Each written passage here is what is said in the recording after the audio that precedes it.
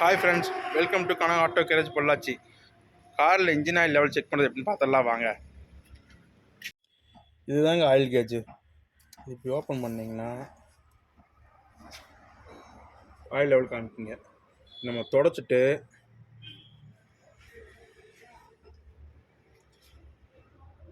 இது ஃபுல்லுங்க, இது low. Maximum இவ்வளோ இருக்கணுங்க. இதிலேருந்து இதுக்குள்ளே இருக்கணுங்க.